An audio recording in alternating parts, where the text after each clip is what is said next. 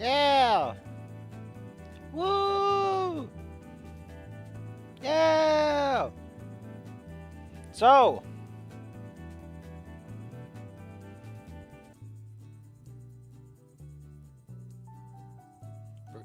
let's get back to stories where one little kiss.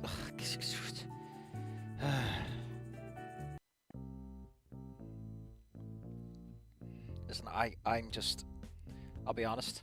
I gotta be honest with everyone here, especially the boys watching this video later down the line. I have some, oh,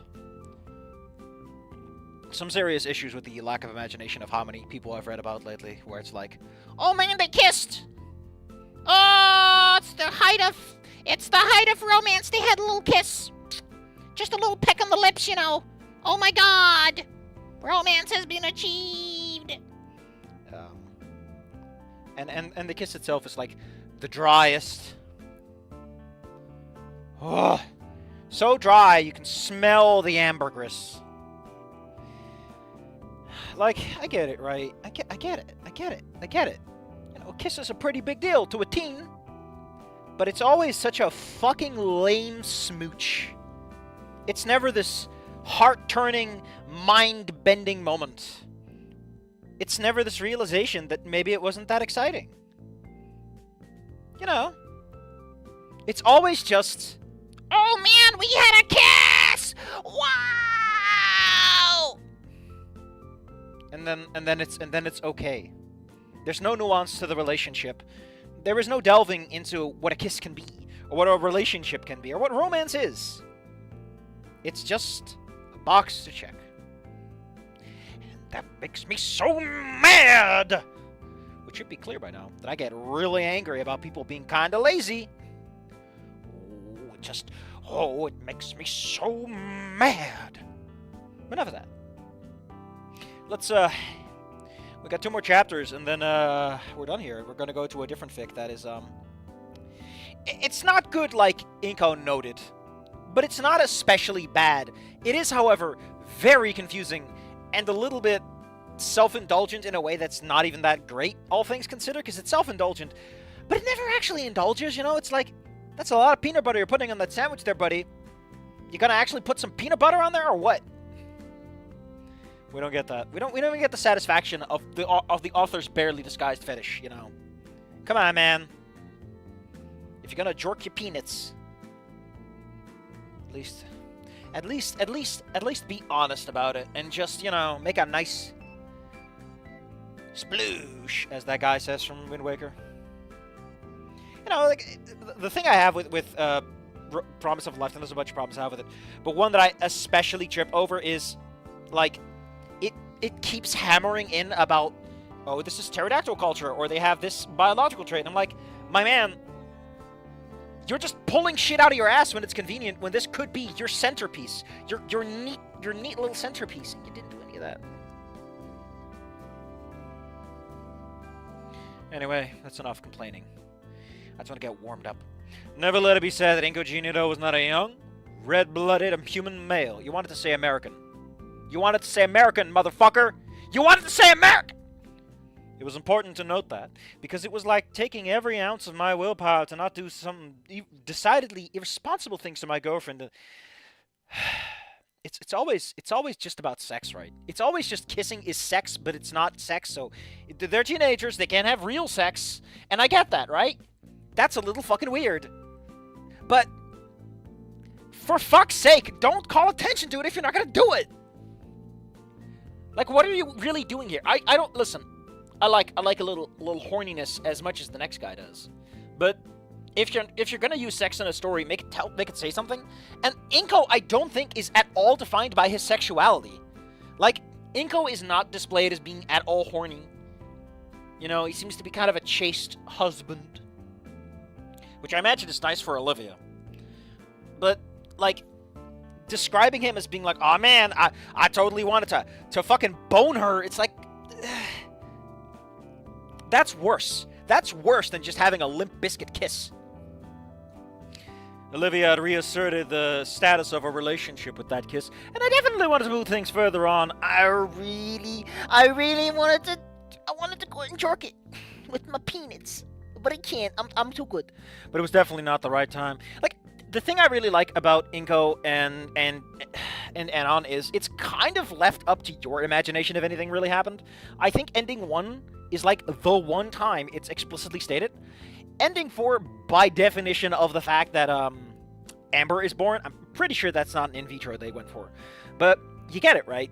It's like part of the self-insert fantasy is that we don't know. And I guess that when you're writing something that's not a visual novel where it's, for the reader to self-insert and make the decisions, that's fine. But again, Inco is not defined by this. Anon is kind of defined by his horniness, considering that's the thing that gets him in trouble later down the line. So, as much as I begrudge when he's just fucking ogling the shit out of Rosa out of nowhere, at least the foundation of the character kind of adds up to that. But come on, Inco. You have a neck brace, my man! Your complaint is that you're... Oh, I'm in the living room. Inco, your problem is that you have a fucking neck brace and a head injury. She's going to death roll you and you're going to die. As death rolls are wont to do. But it definitely wasn't the right time. We just got through working through 6 months of traumatic experience. How long do you think a fucking semester is, man? It's January. Inco went to school in September. It's been 3 months. I know that some people are going to be like, wait, it's been 3 months. You motherfucker. You can't just double it up and go like, oh man, our relationship's... No, don't be like that. Over the last hour or so, and I didn't want to tie intimate actions with that. What's your rating? Teen and up? Inco, you're a fucking loser. That at once you're like, I'm so horny, and also like, intimate actions flutters my lashes. Come on. You can't have both. Unless you're a fucking Christian loser. And you're not. You're just a fucking loser. Absolute bedroom killer. That's... See, you could have just cut this. Just cut this. Throw it the fuck out. Rewrite this to be less Inco is weirdly out of character because you're a horny asshole. Or just write the fucking porn, okay? Just write the porn. Be the bigger man. Just have them fuck. I think Olivia felt the same, thankfully, as after our smooch, she cut it up against me and just relaxed. I mean, I think, here's something right. I just complained about this, but there is something you can do with this. Inco is still bad Inco. He's a superficial, shallow, horny bastard, because that's all he knows. And you could display that, like, Olivia is actually, like, emotionally and physically exhausted, because she hasn't slept well, she's been just torn apart, whereas Inco's been pulling himself together, and he's like, oh man, it's time for the sex I deserve. You can kind of tie that back in into ending 1, and remind us that he isn't quite there yet. It's been 2 fucking weeks, Inco. You're not a good person yet. But we're probably not doing that, because that would require someone to be self-aware and understand what sex can mean to a character, and considering how that fucking kiss went, I don't think they have any desire to do so. What? Deconstructing and analyzing and dissecting the nature of sex and intimacy between people? No. In my romance? Wouldn't fucking dare. She just cuddled up against me, relaxed, began her bellowing purr again. I laid back onto the cushions and got comfortable. The implication he's just been uncomfortable this whole time on your parents' expensive couch. How do you do that? Actually, I know how you do that. We'd have to return her to her home at some point. What do you mean return? She's not a fucking package, Inco.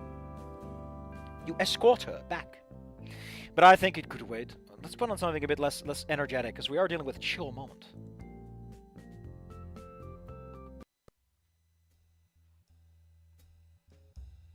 There we go. Especially if I explain to Randy how much progress the two of us made. Still, in the interest of not exposing Olivia to an apparent pains obligatory the talk again, we'd have to get her home at a vaguely reasonable hour. But vaguely reasonable was sometime between now and probably midnight or something? Your dad said midnight. I had time, but that was for prom, though. I think 10 p.m. is like the latest you can push it, buddy. After that, it gets weird. I had time to spare to enjoy the moment with my girlfriend.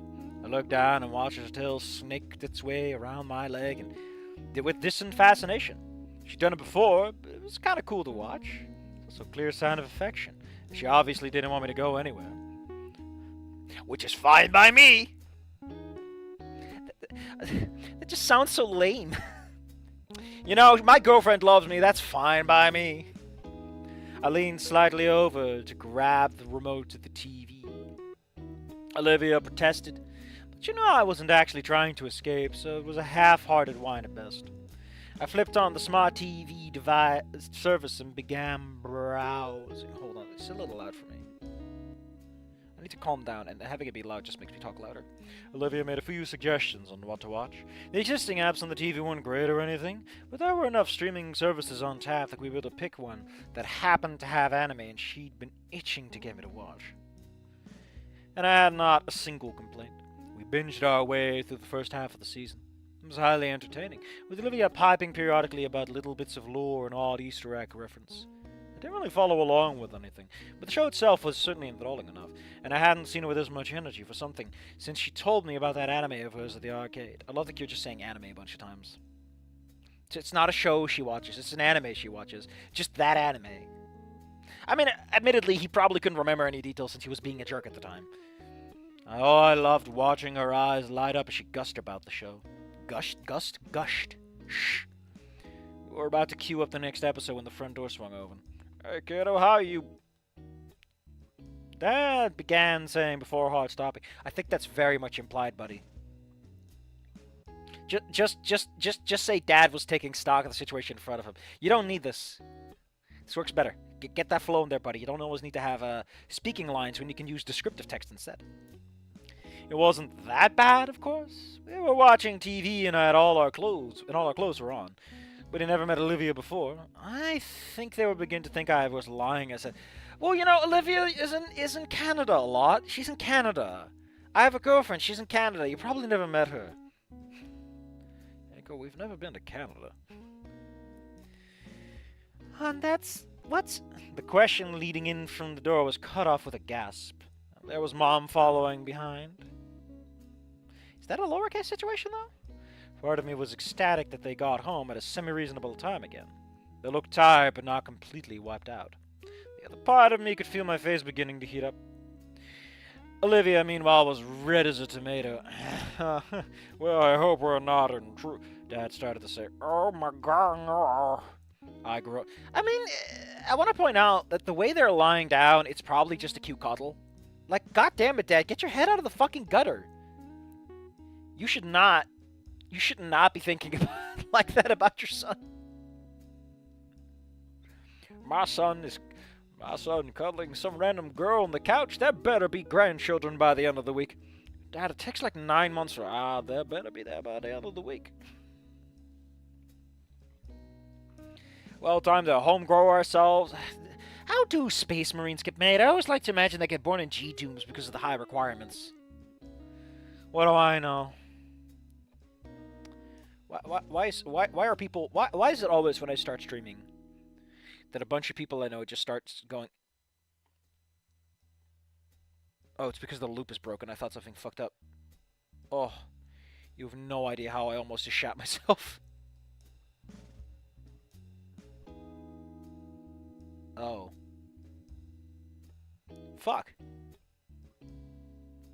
Why isn't it showing pictures? Is that because of,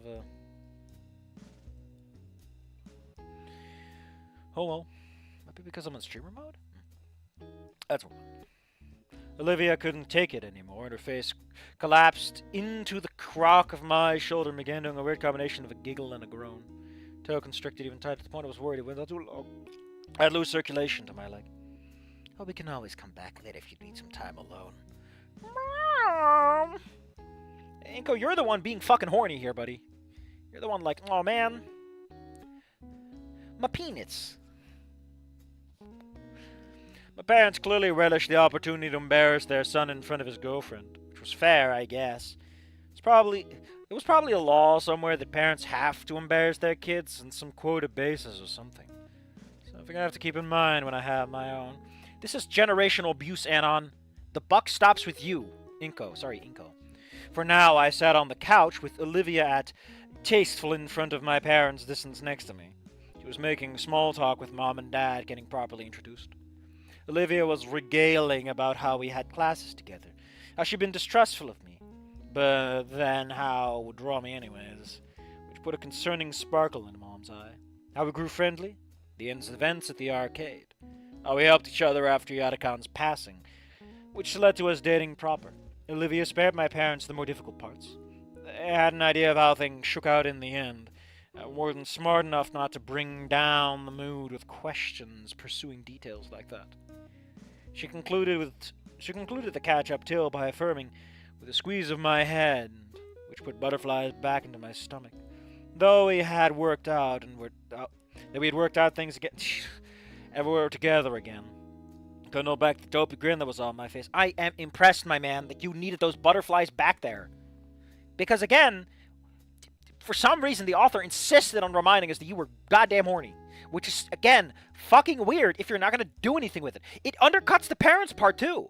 Like, this is way funnier, right? It's way funnier if Inco is a wholesome little bean and his parents walk in and they're like, do we need to get a condom? And he's like, Mom, Dad, I didn't even think about that. And he didn't. But he did. So it's, like, kind of gross and instead. Kind of slimy in a weird way. Like I said, commit to the fucking bit, deconstruct it, and unpackage what Aunt Inco is doing here. But we're not doing any of that. It's like a joke that doesn't understand it's not funny. Not that it is a joke that's not funny. I mean, as a joke that doesn't understand it's not funny. Like, it's trying to say something, but doesn't understand it can't say that. Or it isn't saying that. And again, you can start off sentences with this. Well, I'm compelled to give Inco a hard time for not introducing us to such a lovely woman sooner, but, well, we're often busy. I suppose the opportunity never came up, Dad said with some regret in his voice. Olivia then shook her head. It's fine, Mr. Nito. My dad's the same way. He can't provide for me if he doesn't work, and he's gone a lot, too. It's not great, but that's how things go sometimes. And it sounds like you were making a better effort to be here now. I know Inco appreciates it. I have a question. So, is Olivia's dad, like, paying the pains or something? Because I always wondered, like, I got the impression that her dad does a job that is somewhat well-paying, but, like, where's the money going? Does he have a house somewhere else? And it's just like, nah, Olivia can just be in that house. That's the only problem here. I nodded. Well, it's getting late, so why don't I start up some dinner? Mom said, clapping her hands together before rising from her seat. Oh, in that case, I should probably... Oh, you'll be staying, of course. Right, Olivia? Oh, hell yeah, Dad. Olivia was clearly taken aback by the request. She glanced towards the door, only for a moment before finally relenting. If you don't mind. Dad confirmed was no trouble at all. I don't get this, right? It's like we do this summary catch-up, and then we do this little text box, and then we go back to this. I guess it's supposed to show, like, you know... But it's a weird thing to do, because you could just summarize that part too, buddy. You can just streamline it. It was a pretty simple meal, with Mom lamenting that we should have go shopping this weekend to get everything restocked. She had gotten out of the vibe for cooking for so long that her sense of how fast regular home-cooked meals would burn through our stocks was fried. But it was a pleasant, hearty stew. I could tell Olivia enjoyed it quite a lot, which was frankly all the seasoning I needed. So, it should be pointed out again that Olivia seems to be really... Doesn't she cook like a vegetable stew for the man, though? I'm still under the impression that herbivores and carnivores are not obligate. They can, in fact, eat. It's more out of practicality than anything else. Oh, God, that line was cheesy. What do you mean, what line, Inco? You're thinking about it. And you're not Anon. You're not that kind of person. I mean, I guess he's supposed to become that kind of person, but whatever. We sat around for a little while longer, making small talk, before Olivia finally resolved that she should really be getting home. I offered to drop her off, but she flatly rejected the notion. Dude, that'd be a hell of a metro ride.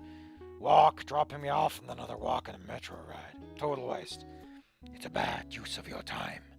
I didn't like it, but she wasn't wrong exactly. Besides, weren't you planning on taking that fancy new drawing tablet for a spin?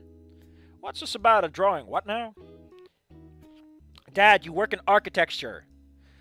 For fuck's sake, the first people, Dad, to adopt drawing tablets were people who worked in industrial design and architecture, you dumb fuck! Shouldn't you be like, oh man, Inco, just like that guy I know? Instead of, your son goes to an art school! Don't you know this? Did this never come up? This is like I come back from military camp and my dad, oh, your combat. What now? It's like my combat boots, Dad. Because I went to fucking combat. I was in military service. Also, just for context, Inco started painting before this story started. His parents should have picked up on the smell of paint this guy brought home. You like cigarettes? Only it's paint. Inco, why are you smelling like acrylics? Actually, Dad, it's crayons, and it's because I've been eating them. I was told I get better in art if I eat my... Gotta know my tools and how they taste. Inco's been getting more into drawing. He's got a hell of a ways to go, but he's picking it up fairly fast. Olivia spoke for me, stealing a glance. That should not be spoke. It really should just be said. You say something for someone. I guess you speak for someone. Yeah. Oh, well, when you finish your first piece, we'll be sure to put it up on the fridge, Dad. Good job, Dad. You just fucking killed it. Oh, hear that, Inco? I'll go right on your parents' fridge. Olivia carried it with a snarky, playful sneer on her face. Sneer would be bad. I groaned and covered my eyes with a hand. I had everyone here. That again, this is so... He's become such a dark, snarky kind of guy, you know? Like Anon, instead of like Inco, who was a soft boy with pinchable cheeks. The marine in my wall ate my crayons, then attempted to impregnate me. I hated one of those things, and you can guess which one I hated. Does it have to be exactly one? Yep. One and no more. Dad offered to drive Olivia back home, which she graciously accepted. I think she just didn't want to have Randy drive out to pick her up. I walked alongside her to the door and followed. So, can't you just come in the car? You can go into the car, Inco, and talk with your dad on the way back. Why are you staying home? As Dad was opening up the back of the SUV to put a wheelchair into, we waited, our breaths misting the cold. It's not fog. Don't call it mist. Don't call it fog, Inco. Your lungs are not big enough. You're a small boy. So, see you tomorrow. I reached out and grabbed her hand. I took the advantageous position of being leaned down over here to kiss the top of her snout, reigniting the render skills. Again, at least he does editorializing, you know. Sure tomorrow. I whispered. How can you whisper like that? She snorted and rolled her eyes before breaking away. Oh, yeah, that's why he can't go with his dad, because his dad would have to read and can't talk. She hoisted herself into the seat of the car. Dad took the wheelchair and stored it. Just before I closed the door for her, she stole one final look and gave me a final warming smile, which I was happy to return. I clicked the door closed, and the family car backed out of the driveway, and as I waved it off, I stood at the edge of the street, watching it disappear into the early night air, giving a long, slow, contented sigh. We had work to do, but this felt good. Right. One step at a time, but this felt like a big one. I didn't think Mom or Dad would have any issue with Olivia. She's wonderful after all. But between getting our feelings worked out and us getting together... Wait. But between getting our feelings worked out, us getting together... Oh. Yeah, that should be a comma. Between getting our feelings worked out, us getting together, and Mom and Dad clearly taking a shine to Olivia. They just want grandchildren, Inco. They're lame like that. Today had gone so much better than I expected. I felt a vibration in my pocket. Pulling at my phone, I saw multiple missed calls and multiple messages from Damien. I quickly slapped open the messaging app, and sure enough, he had sent several worried texts wondering if I knew where Olivia was. I completely forgotten in the heat of everything to tell him. I quickly started tapping out an explanation, told him she had come over to my place so we could talk things out, that she was fine and on her way home now. I also was sure to be very clear about my apology for not passing it sooner. Tensions had been high with this Herman monster guy, and by the time they weren't, both Olivia and myself had sort of forgotten about everything. Now, you literally fell asleep, my man. You fell asleep. You had a big snooze. A tense moment later, he replied back, "Oh, thank God! Mom and Pa's really worried." I replied back, I'd apologize to them tomorrow for the hassle. We're doing some weird repeats here. For the hassle, but re-emphasize that things are definitely better now. I was debating if I wanted to make some small talk to try and diffuse the tension further, when my ears caught the sound of a car rumbling down the street. Not that uncommon, really. Not that common exactly. But even with little I knew about cars, this one didn't sounded like it had meat to it. Plus, at this time of night, usually traffic had died down. Oh, we're that far after working hours, huh? I started tapping on my reply to Damien when I caught sight of it. A classic muscle car, bright red. Huh, neat. And it pulled up, definitely going faster than the neighborhood speed limit, right in front of my house. Huh? The engine was killed, and for a moment nothing happened. I heard a door? Safi, we're not doing Dutch today. Then I hear the door click open. It swung out and the driver stepped out into the cold air. Motherfucking Mia. So, Mia, you're a dinosaur. Couldn't you do this at like a warmer time of day? Or bring a coat? Because a leather jacket ain't gonna cut it. Not for a dinosaur. Considering the cold that we got nowadays. That they have. You know, they had a white Christmas. Oi, Baldy, you and me gotta talk. We got to have a little chit-chat between pals. Fan-fucking-tastic. Pretty sure you need hyphens for that one because it's a weird interruption. I let out a groan and looked to the front of my house. What? Gonna run away? Whatever for? The voice raised an octave to bubbly princess, but the sneer on her face conveyed a real emotion. We're gonna make a cut there because we need to turn on some sexy new music that sets the sexy mood. And the sexy mood is, oh shit! It turns out Inco's gonna cheat.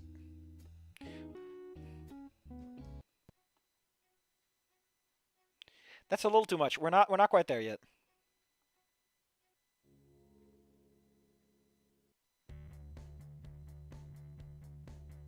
You know what?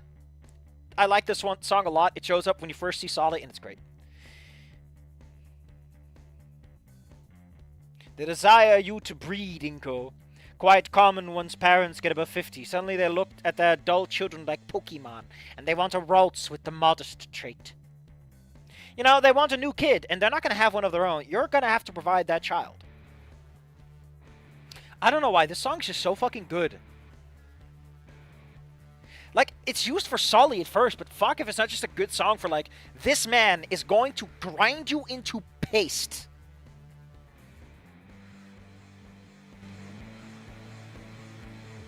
It's used so well, right? I still feel that the demo scenes are of a completely different story and game. And I want to see it because it feels like it would be more lighthearted and kind of goofy about it. Anyway, then they should have fucking finished it. And I made Lunera, you know... I tapped out a TTS reply. Just contemplating if I should go back inside and get my dad to come out and shoot you. She stopped in her tracks. Yeah, Inco, that's... What the fuck, Inco? What the fuck? Her snarl deepened. Why are you here, Mia? Oh, wait. Why are you here, Mia? She stood in the cold, staring at me. After a beat, she cocked her hips and crossed her arms, adopting her patented bad girl pose. She was upset. I was pretty sure steam would be coming out of her nose, even if it wasn't just about freezing. What the... I'm just asking. What the hell did you do to Ben? She finally asked. I blinked. Inco, please, don't talk about blinking. Talk about Blinks, the cat. What are you talking about? He's been a blubbering, annoying little mess for the last 2 days. He skipped school. Mr. Goody Two-Shoes himself. And it happened after you slapped me Monday. I love that clap. Oh. Oh, the clap.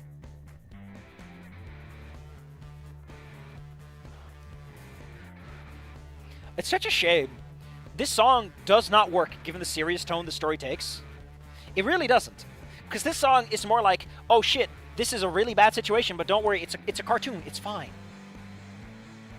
How nice of her to leave out the part where she shoved me to the ground and was gonna pummel me. I think it's impressive that she stick to slapping. She seems like the kind of person to elevate it to punches. We talked? Talked? Listen, Look, loser, we're talking right now, and I don't see anything that make me want to stop crying except about how annoying you are. She was like an entire toxic comments section under any given huge Snoot video. That's an Anon statement. Anon knows about that stuff. Inco is like, oh, you know, they're just having a conversation. Yes, we talked. He visited me in the hospital on my request, and we talked. Well, nothing that's ever gonna come out of your mouth ever sounded intelligent enough to make Minnie sad. So what you say? Harsh. She leaned forward to emphasize that last point, but otherwise held her position. Looks like that thread about Dad coming out to settle matter was holding for now, even if it was a lie. Is that why you didn't go with your dad so you could have this meet? You could do this literally anywhere else, author. You could do this in the morning, before they go to school or something. I don't fucking know, but you don't need to create this artificial situation. Where's the deal even? She insulted Ben almost as much as she insulted me or Olivia. I had a very hard time believing that she legitimately cared. Is this like Dragon protect its horde situation?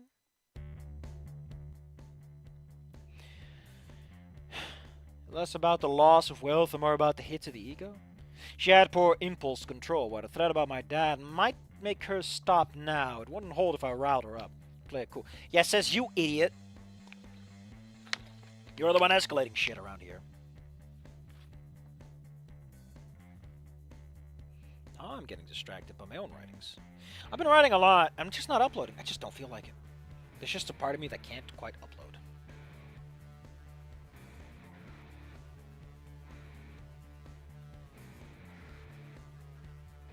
It's hard to explain. I asked him what his deal was and why he kept throwing me and Olivia under the bus. We talked, and he explained and told me about his condition. My tedious voice explained. After hearing that, she clicked her tongue and looked away. Okay, so that was as need to know as I expected. That was part of the need to know. That was part of the need to know group, and that look to an what? What? I don't get... I feel like I'm missing a manner or phrase here. He said that me and him had a lot in common, partially because of that. She snorted derisively. I've seen more of you than I wanted to see it to this year, Baldy. And I don't mind sharing much of anything with Ben. I don't see you sharing much of anything with Ben. Other than the camera fetish. I ignored that one. Inco, you don't even know what a fucking fetish is. Trying to... What? She still wasn't looking at me, but I could see, in the light coming from my house, that tweaked her eyebrow. But we're having some weird sentences here. Did he? It wasn't said as a question. Yes, I promised I would not tell anyone about the condition, and he left. He was not in school today. Oh no shit, he wasn't. He was at my place, moping and blubbering. He just sits at home with me all day and just... The fists ball up, and I flinched back, expecting her to jump at me. But she snaps around and stomps away. Every step she took looked like she was trying to do as much damage to our driveway as possible. She isn't going anywhere specific, just stomping her way around aimlessly until she eventually loses enough steam to compose herself. She walks up, her breath quickened, gets within arm reach me this time. Was that it? Preach. I got 4 documents I'm hiding from God. No, these are things I wrote to upload. So the fact I'm not uploading them is the thing, right? It's like I wrote this to put it up there, but I just don't want to. On one hand, I'm annoyed with the crowds that I draw. On the other hand, also doesn't feel done yet. I don't know. Maybe in the future when I stop giving a shit, I'll put it out there for people to see. I just feel like these people wouldn't appreciate my... Not necessarily the quality of writing, but what I'm going for idea-wise, you know. Because everything else out there is so far removed from what I'm doing. I'm going a whole wacky direction. I can't expect people to just be on board with that day one, you know. Big ask. That is all we talked about. Why? What is he saying to you? None of your business, Skinny. I take a step back reflexively. When she doesn't actually make a move outside. What do you want, Mia? You don't drive all the way up here just to tell me whatever this has been. She snorts a cloud of misted breath into my face and then pulls back. I don't fucking know what I wanted. Maybe I want the pound due to pays for hurting Ben. Maybe I didn't. I could do whatever I feel like. And fuck you for questioning me. She spat. Her arms crossed again, but she didn't shift her hips. This wasn't bad, girl. This was just upset. Look. Oh, wait. Look, I will talk to Ben when I see him again. We didn't part on the best of terms, but I think we can at least understand each other now. I don't think I said anything hurtful to him, so maybe he just felt bad and came to you for support. For 2 days? Ben fucking McKnight acting like a preteen who lost their crush. She dismissed the idea. Actually, I think that if you removed she snorted and just made it she dismissed the idea, that has a comedic tone to it, you know? It's like, yeah, no fucking shit. Why not? The whole thing with Olivia was something he had been carrying for years. Did he not tell you about it? She froze. That's a no? He told me you were the only person in his life to know about his condition. His lifeline to enormous. Wait, he told me you were the only person in his life who knew about his condition. His lifeline to normalcy. No response.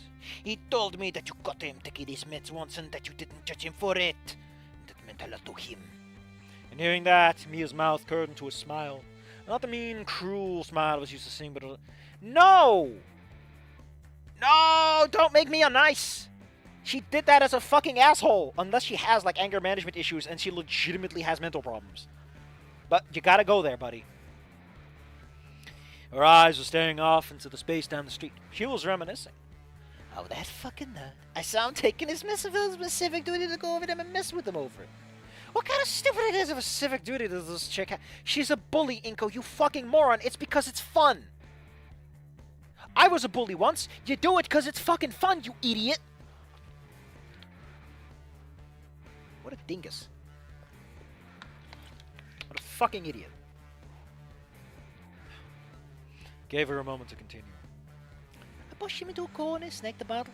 I was expecting something lame like allergy meds or some bullshit. But seeing what it was, oh. I looked down at his dumb blue face and he just came across like the smallest, saddest, stupidest little puppy at the store. Honestly, if it had been the first half of the year, I couldn't have seen it. Ben spent the whole time looking like he was on top of everything. Again, a weird character set that just gets ignored. It's introduced, but it has 2 beats, but it needs the third. It needs the middle beat, where we already know it's going to happen. We never really get a good middle beat. But then came back to our talk at the hospital, when the mask came off and he fell apart in front of me. Yeah, I could see it. She gave me a dry chuckle. You see it too then? It was like this dumb baby. And I guess part of my motherly instincts kicked in. I just needed to protect him. You can't make her serious about that.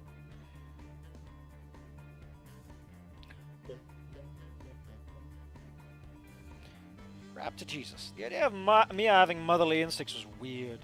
Please, Ben, for the love of all that is good, use protection when you bang this chick. For the good of all future generations, do not breed with her. Okay, listen. I think Inco is not developing into his own character. I think he's just turning into Anon. Because, like, Jesus fucking Christ, Inco. Where's your chill? I'm not talking about just the chill of being Inco. I'm talking about his word choice is getting like, I don't know, Inco, you need to see a doctor because you clearly are starting to have anger management issues.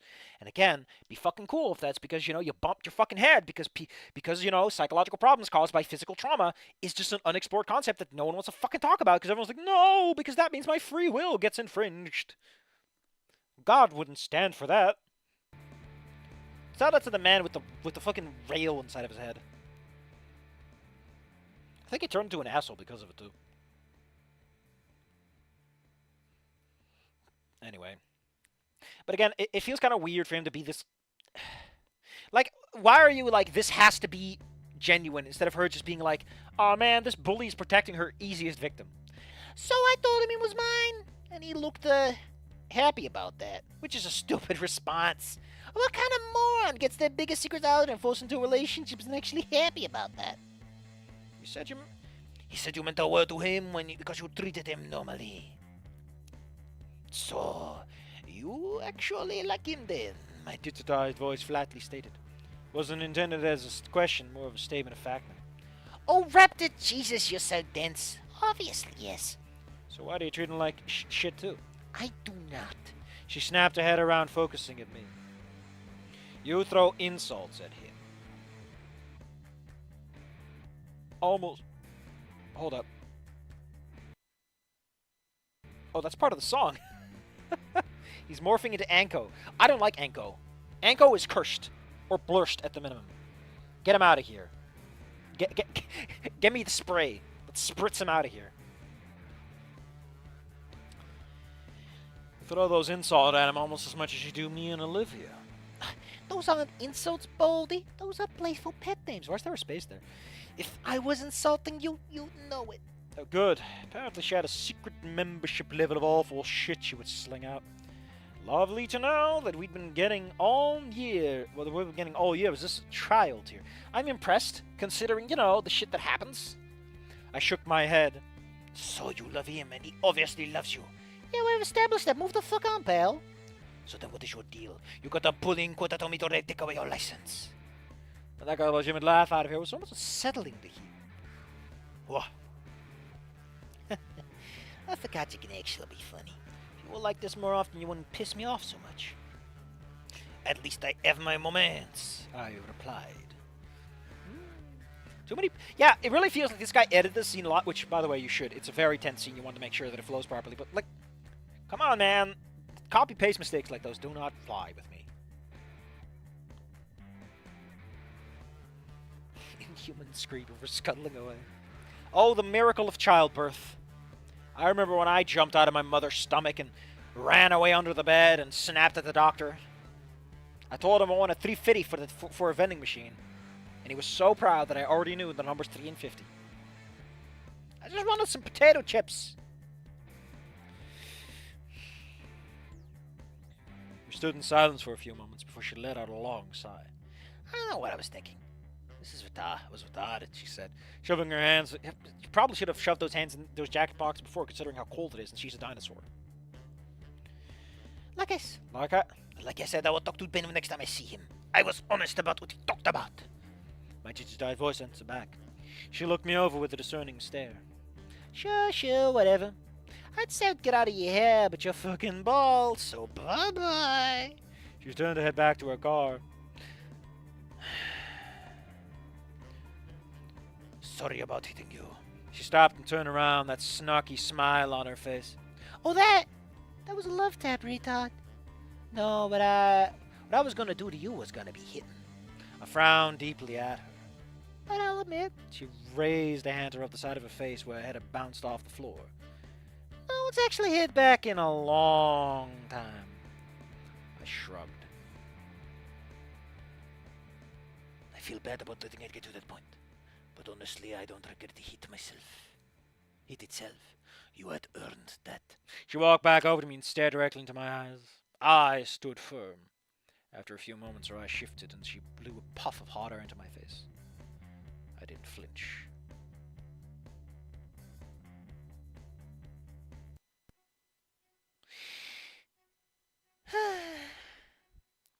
Maybe you're not a total waste of space after all, she said with a smirk. Wasn't the normal mean girl smile, though. Looked like she was almost approving of me standing up to her.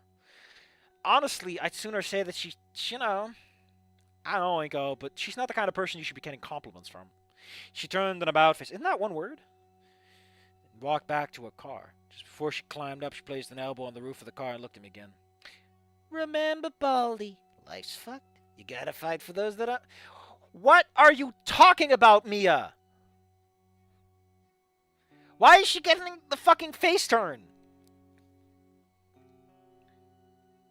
Then you'll lose it. What? This is so fucking weird. Like, really? After all this, we're gonna do this?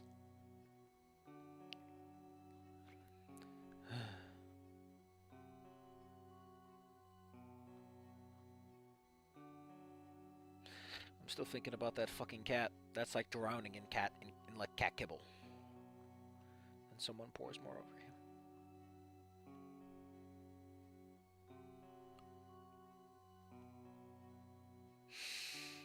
Sad times, buddy. Sad times.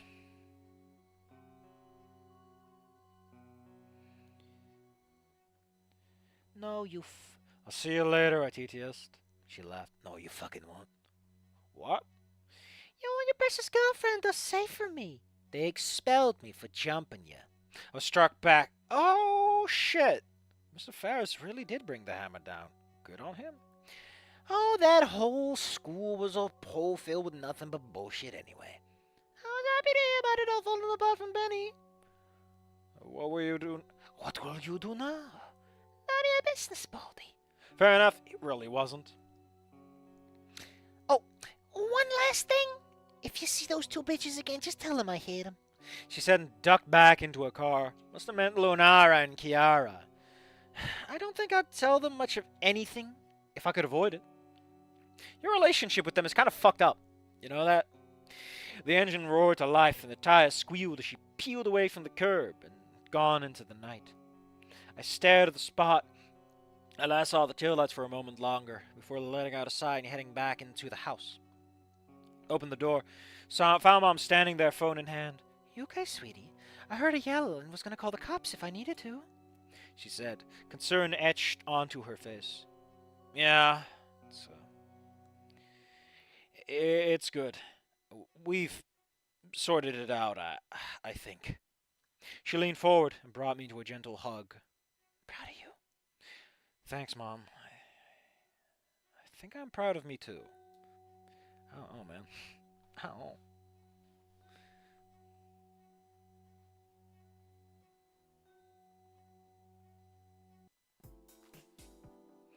I woke, same time as usual. I did my exercises, got changed, went downstairs. Mom and Dad were gone. However, on the table was a plate of breakfast that she made, covered in foil, with a note. It was short and sweet, but it wasn't like the old post-it notes I was used to getting, which had always just annoyed me. Made me wish he would stop leaving them. This one was nice. Morning, sweetie, early morning, so we can come home in time. Eat up. Honestly, if I'm ever getting to this part in any story, Inco's dad is going to be the cook, because professional chefs are men, but if you cook at home, it's a woman, but men do barbecues, and I honestly feel that Inco's dad is the kind of guy who, like, learned how to cook for no good reason. He started with barbecues, and it was like, you know what? I want to be the guy who makes the fancy sushi. And it just kept picking up from there. He kept showing up to random-ass parties with food. Because, you know, he wanted to be the best guy. That's how he impressed his boss. That's how he got his leg up in the early parts of his business. So now he's just bribing everyone with random, high-quality food. And no one thinks it's weird.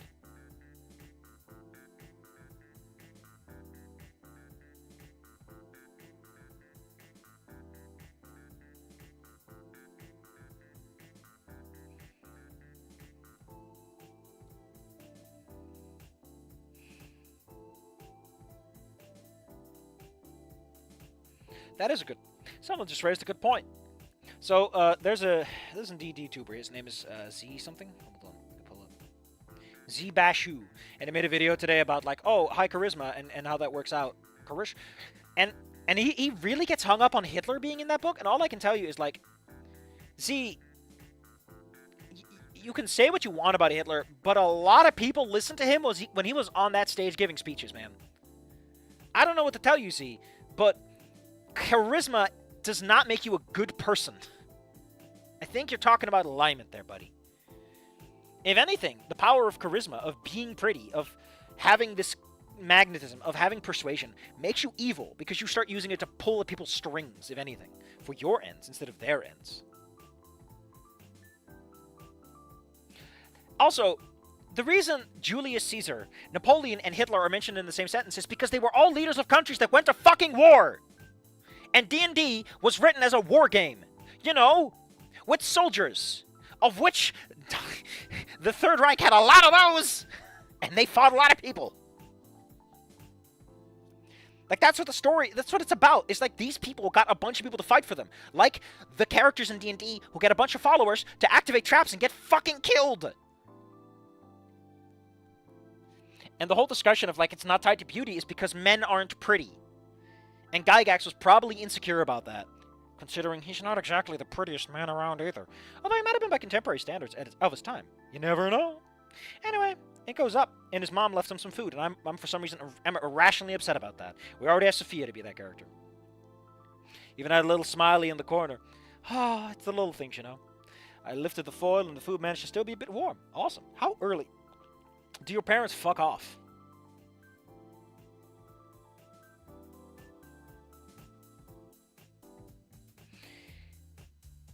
His whole thing was that he would go up on a stage and act like a TikTok e-boy and gather a crowd and cancel other people with a bat. What are you talking about? The trip on the metro was graced by Mr. Ferris, which I was happy to note. Good morning. How are you feeling today? Good morning. How are you feeling today? Good. I ran into Mia last night. His frown appeared immediately. What happened? Nothing really. We talked. Only talked? I nodded. Ben had been upset and she came to me for why. We talked. I think we reached some kind of understanding with each other, and she left. Mr. Ferris looked out the window of the metro as buildings passed by, and contemplated that. After a moment, his frown faded and nodded. That is good to hear. Miss Moretti was always a difficulty. I'm pleased to see you all growing at such a level. Level-headed? He threatened to have her fucking shot! You gonna leave that part out, Inco? How you literally escalated this to gun violence? Oh, he's so level-headed. Her recent actions must have seen to it that she was expelled from St. Hammond. I know, she told me. That came to surprise him slightly. I see, in that case. I don't believe she'll be a problem for you anymore in the future. But this is a sign of trouble. I am always ready to lend my assistance. An ear to listen or otherwise. Thanks, Mr. Ferris, I said, flashing him a smile. He returned the ring. I'm impressed you can smile, mister. My jaw doesn't fucking work anymore. Oh, I can't talk, but I can smile just fine.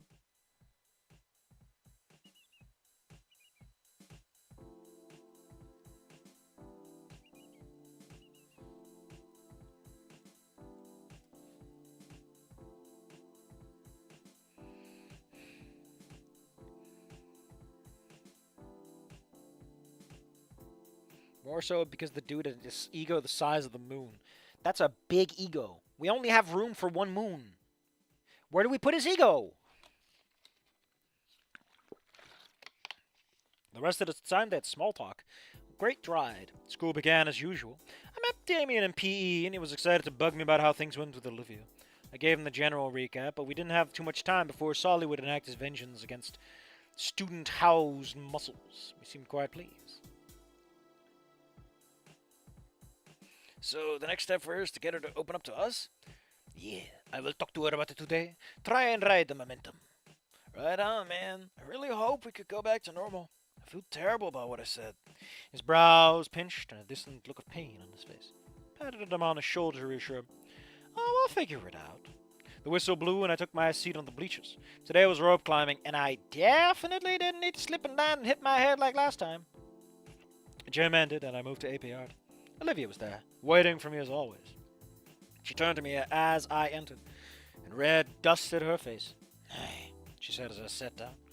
huh. So apparently they got a new teacher lined up. Supposed to start in a week or so. Oh? I doubt they'll ever match up to Mr. Yadicon, but it'd be nice to have a teacher that wants to teach, rather than She flicked her eyes to the sub who was scrolling. Listen, that sub is probably not even qualified to teach AP Art, Olivia. So where's the passion supposed to come from? The class came and went. As before, I traveled with Olivia to the elevator. She used her key this time. The elevator rumbled down towards the first floor. She looked at me. Go ahead on to lunch. I'll meet you there. You got somewhere to be? Gotta talk to someone. Not Damien or Liz? She shook her head. You got this? I trusted her, but I couldn't help but be concerned. Things have been difficult for her, and the idea of her going off to tackle something on her own pained me, even if it wasn't entirely fair. She looked me in the eyes again. I saw her. She was shocked. Jesus Christ, man! This is too many pronouns for the same person. Use some other words, unless it's like emphasis. And it's not, because the sentences don't rhyme properly. They don't got a tone. They don't got a fucking pentameter, buddy. You need the pentameter. Give me those jams. Jambe. We split off as she wheeled down the hallway. I watched her go for a moment, then turn away and head toward the cafeteria.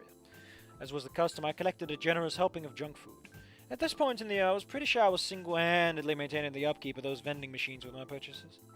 The treats were deposited, and Damien snatched a soda, as usual, before looking where Olivia should have been. She not coming? She said she had to talk to someone real quick. Didn't sound like it would take too long.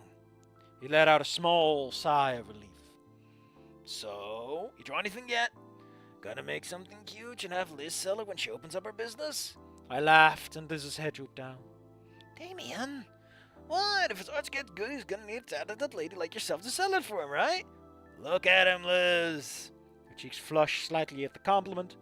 Before looking at me, I gave her my best puppy-eyed expression, sunglasses lowered, exaggerately batting my eyelids. Ugh, fluttering those eyelashes. Call them eyelashes, you fucking loser!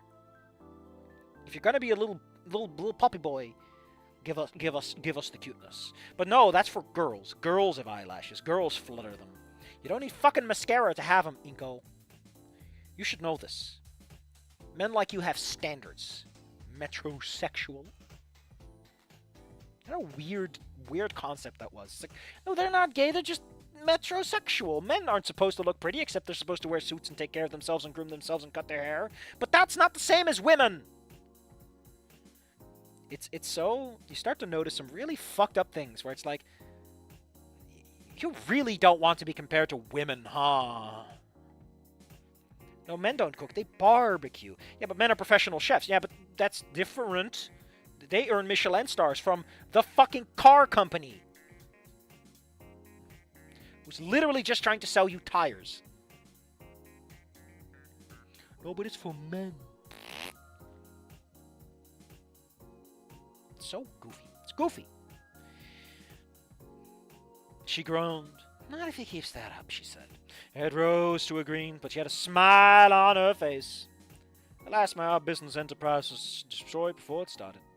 Me and Damien had a laugh. Olivia arrived about halfway through lunch. She looked tired, but otherwise not out of sorts. Damien clearly wanted to ask her what was up, but he maintained the delicate space between the two of them and left it to me. So, talk go well? I wasn't sure how private her talk was supposed to be, so it was time for a secret meeting of my own. I figured Damien might be a little put out to be left out. Don't use out like that. But he shot me a good thumbs up. I think so. Who'd you talk to? Ben, she answered, ripping open a bag of chips and beginning munching away. That made sense. Clear the air?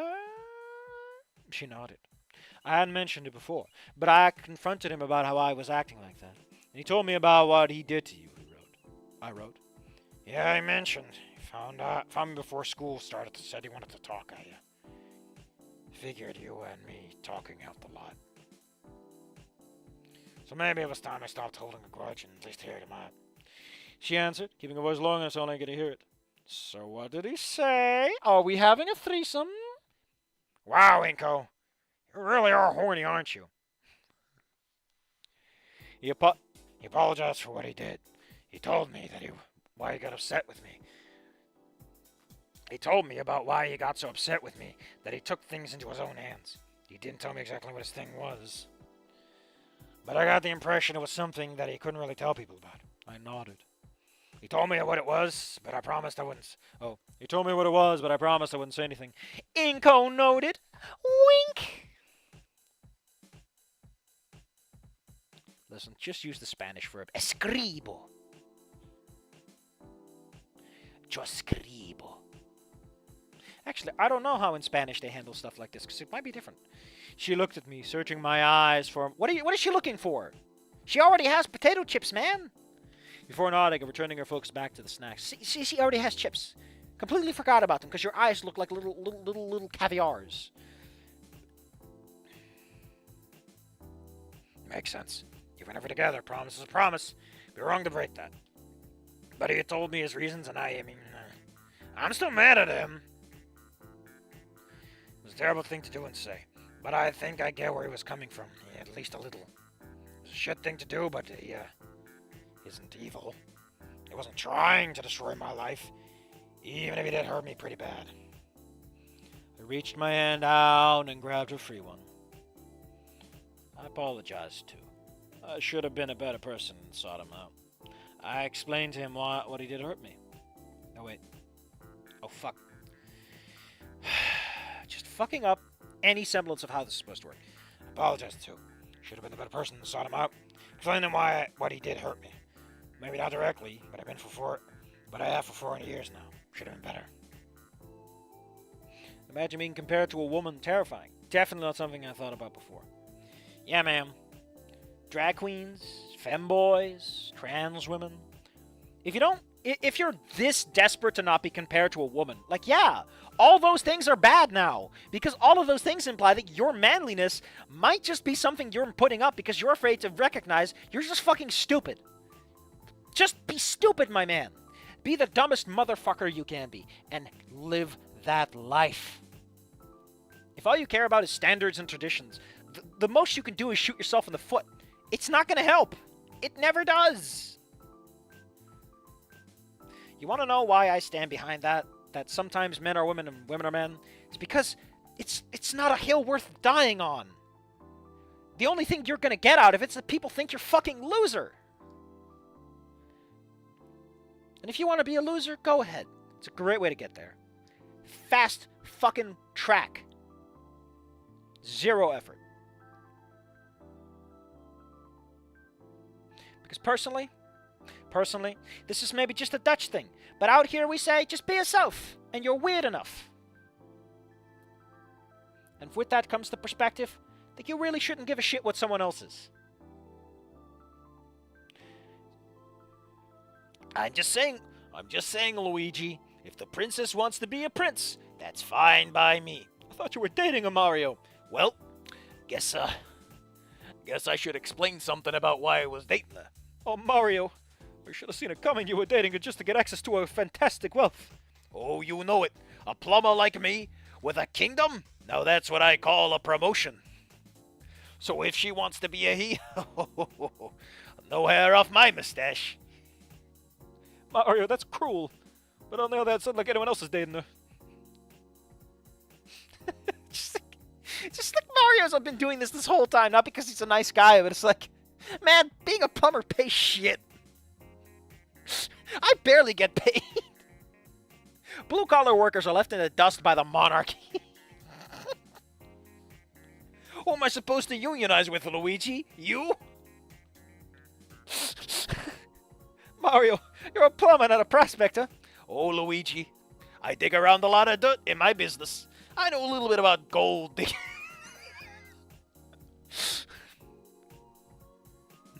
I still love I just love the idea of Bowser finding out and be like, man, you sure about this princess? Because I'm not that guy. Oh.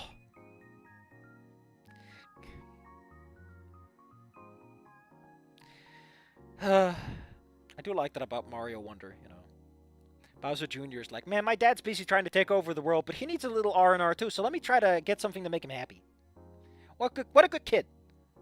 Fucking family goals. Father-son goals. I always liked Bowser Jr., though. Ever since Mario Sunshine, I think that's the first time I saw him. I thought he was kind of cute, you know?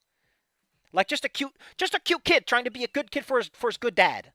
And then Bowser is like, I need to enact parental controls for my son. It's like, come on, man. I want to pat both of you for being such good boys. What a model family. Puts a tear in my eye. Just, you know.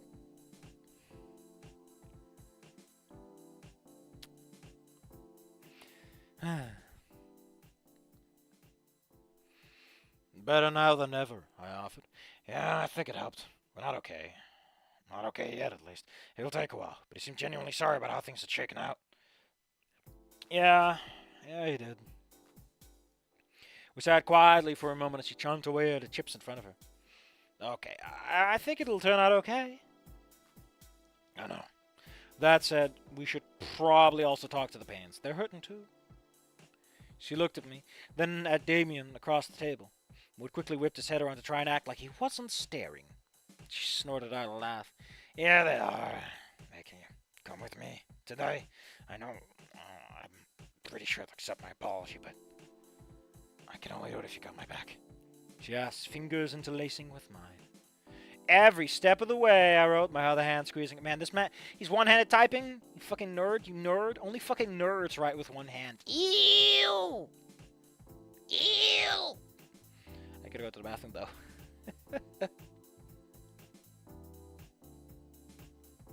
I have to go to the bathroom, though! But the question remains, is that really worth living for? Is it really worth living life?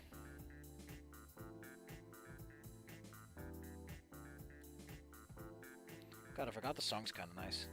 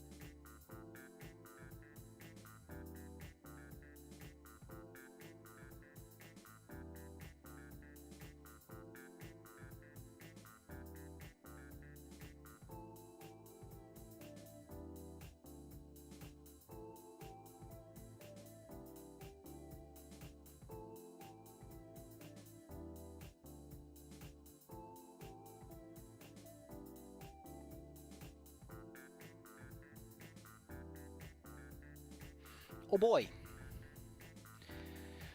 Huh.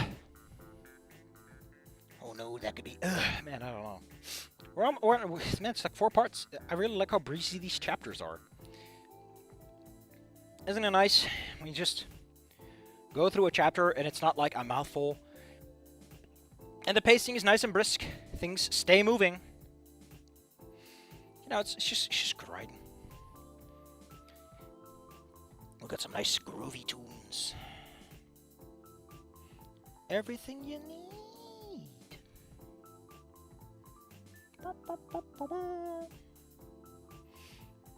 Do a little dance.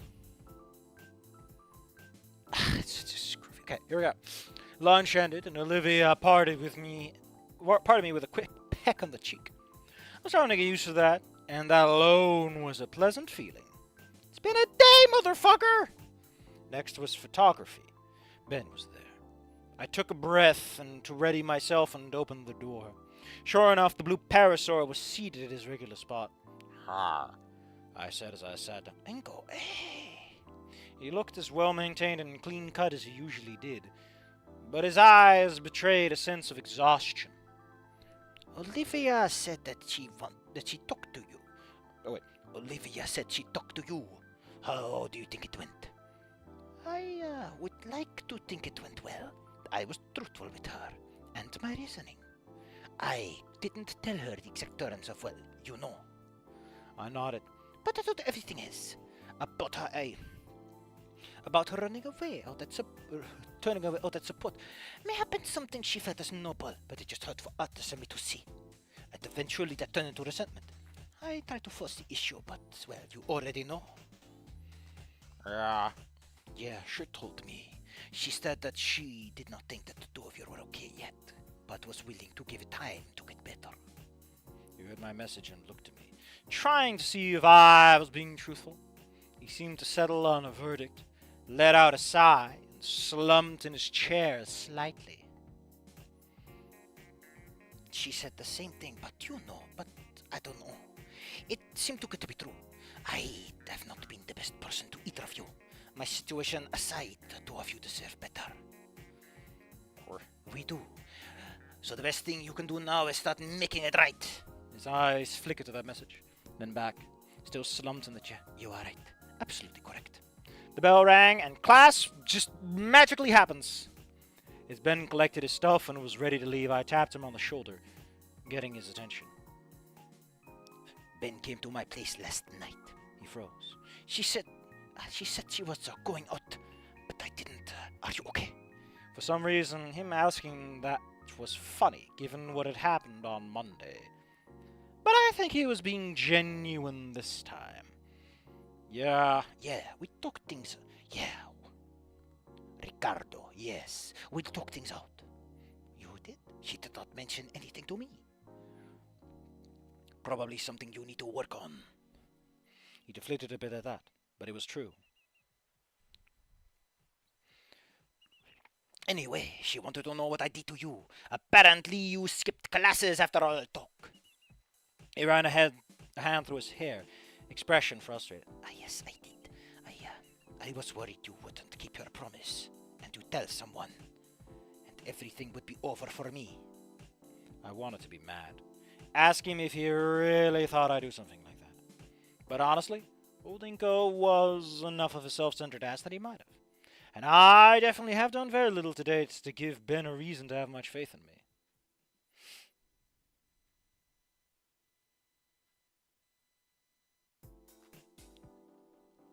Hopefully we'll start seeing me in a different light. I made a promise, Ben. He nodded. So she confronted me. It got a little heated and we talked it out. She didn't really tell me all that much, but we seemed to be on some kind of level. She almost seemed to respect me, which was weird. His eyes widened for a moment before he stopped himself and thought something through. No, I think it attracts. Mia respects... Ugh, fuck off! This story doesn't need her to be redeemed. You know when she gets redeemed? Off fucking screen!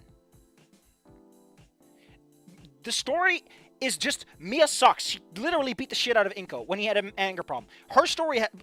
Why are we doing this? Like, none of this has been about this at all. Mia has always been a tertiary problem. I nodded. I could. It was childish, but I could see the reasoning. Blah, blah, blah. I'm just gonna skip this. Yeah, she respects people that are willing to, you know, stand up.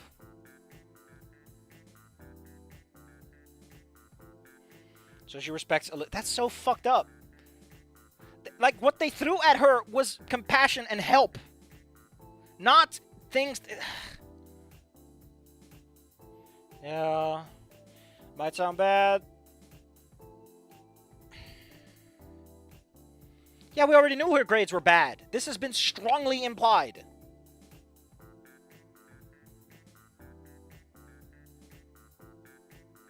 Could have been anyone.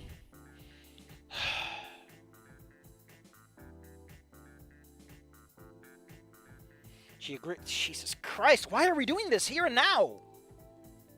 This should, yeah, like Senator said, this should be off-screen or a future bonus chapter. Like, after everything is settled and they're out of school, then we do this. But instead, Mia gets like a weird amount of screen time for how little she doesn't even matter for the character points. Because, like, how do you redeem a character that's this important to everything fucking up in the first place? When you give her, like, I don't know, man.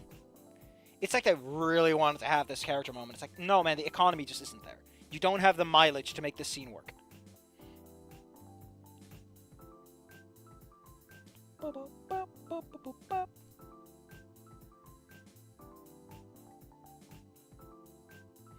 Inco, she won't. Yeah, don't worry. She has her own skeletons. She has her own skeletons? Mia has skeletons? Mad yelled at me.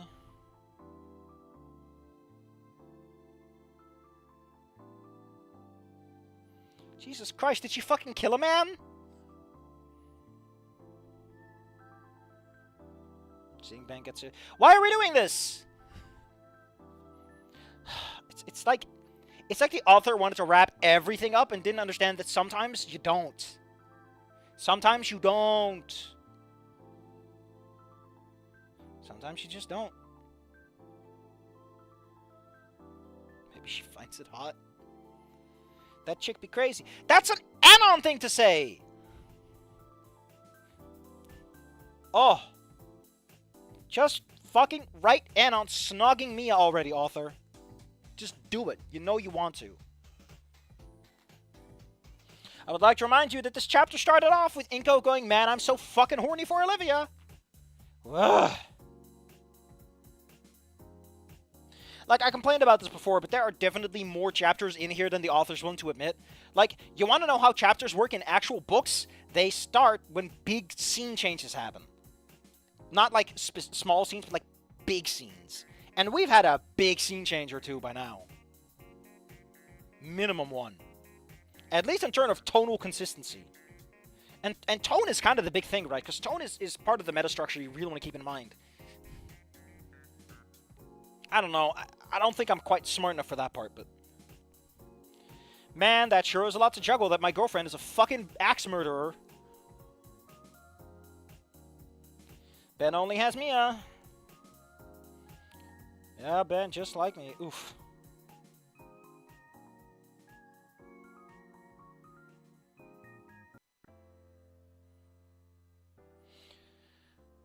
We split off after that and found my way to history. Better or worse, Mrs. Sprockling's banal, unengaging lessons had at least been the single uniform thing in my entire year to date. Not that it helped classes go by any faster. Class ended and I met Olivia in the hall. I escorted her out of the school building and we made the short but cold trek back to the Payne's place. I hadn't been there since Christmas. Truthfully, it hadn't even been that long, but man, did it feel like it. So much happened in such a short time. My sense of gravitas of recent events in my life were all out of whack. I was confident that the Paynes would accept her apology. They didn't hate her. They just wanted her to be happy. She didn't hate them. She wanted them to be happy. But it always feels like an impossible task to just be level with someone that you've hurt and have to open up about it. I know from experience in the last few weeks that it feels like opening up about it feels like a weakness. Again, a lot of repetition where you should try to avoid them because these undermine the flow you're going for. Also, a lot of these start with I. I. It. Like, all of these start off with fucking pronouns.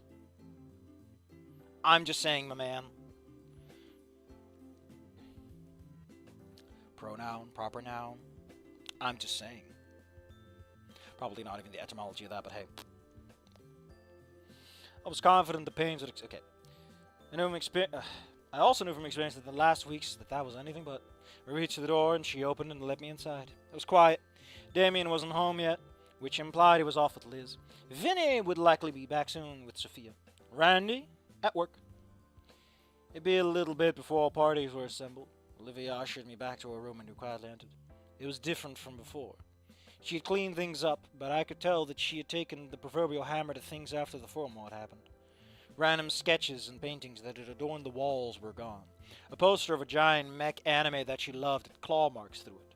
Her desk had clear signs of claw marks all over the surface. The easel she always had was nowhere to be seen. Thankfully, the one definitely untouched part of her room was the dresser, where Guts' cage was. Upon us entering, he popped his head he popped his head out of his little hide to inspect who entered his domain. Guts, I'm home, Olivia cooed. Pressed a finger to the cage, which he sniffed before deciding that was enough. Harsh. Harsh. I tapped out on my phone. He just doesn't know we're good again. Olivia wheeled herself forward and lifted herself onto the bed. You were kind of an asshole and he fell down those stairs, man. That was you. So probably have a little bit before everyone's home before we can talk. Want to just hang out until then? Yeah. I went to sit next to her on the bed, but she pointed her finger to the beanbag in the corner. I could see a few tears in it that had been repaired. I nodded, took a seat in it, and sank back. It smelled like paints and her hair. A nostalgic smell. Man, are you shedding your hairs on that? I let the soft embrace of the seat relax me, closing my eyes. After a moment, I heard Olivia shuffling, and then a quiet thud. Heartbeat later, her wave was upon me. Yep, I knew this was... Guts of the Royal Rat Authority. Hell fucking yes he is. I opened my eyes to find her laying on top of me. Yeah, that's what you just said. Her tail curling around my leg. It was back like when she had done this the first time. She began to rumble. I lifted my hands and placed one at her thigh, and the other on the back of her head. I whispered into her ear. No.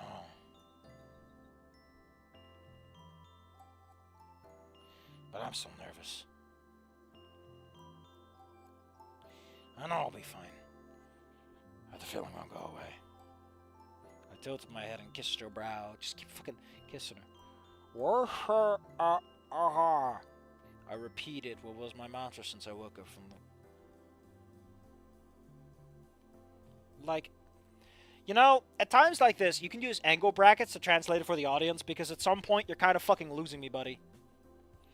I could feel her smile again, because Inco is talking. We should know what he's saying. Yeah, one step at a time. After she settled, I took a moment to fish out my phone and fire a message off to Damien. Yo, what's your place with Olivia? She wants to talk to everyone, I wrote.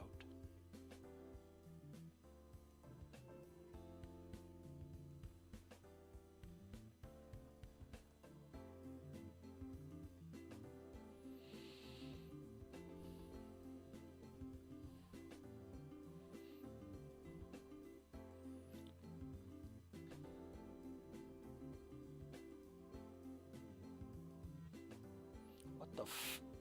Man, people really do be posting the good stuff at me right now.